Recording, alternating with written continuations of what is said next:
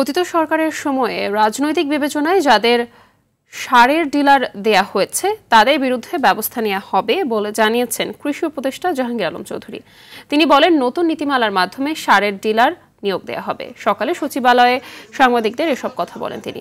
কৃষি উপদেষ্টা আরও বলেন, আলুর দাম কৃষক পাচ্ছে না, সেজন্য ওএমএস এর মাধ্যমে আলু দেয়া হবে। এতে করে কৃষক ন্যায্য মূল্য পাবে। কৃষক বাড়িতে পেঁয়াজ সংরক্ষণ করতে পারে, সেজন্য সহযোগিতা করবে সরকার। কৃষকরা যেন আলুর দামটা পায়, এই জন্য এটা আমরা ওএমএস এর মাধ্যমে যেন আলুটা দেওয়া যায়, এই জন্য আমরা চেষ্টা করতেছি ওএমএস এর মাধ্যমে আলুটা দেওয়া। যেহেতু যদি কৃষকটা দাম না পায়, নেক্সট বার কিন্তু তারা এই উৎপাদন দিকে যাবে না। এই জন্য আপনারা চেষ্টা করতে হবে যে কৃষক যেন তার ন্যায্য দামটা পায়। পেঁয়াজটা প্রিজার্ভ করার জন্য আমরা এই 8,000 এয়ার ফ্লো দেওয়া হয়েছে, যেহেতু কৃষক যেন তার এই পেঁয়াজটা তার বাড়িতেই সংরক্ষণ করতে পারে।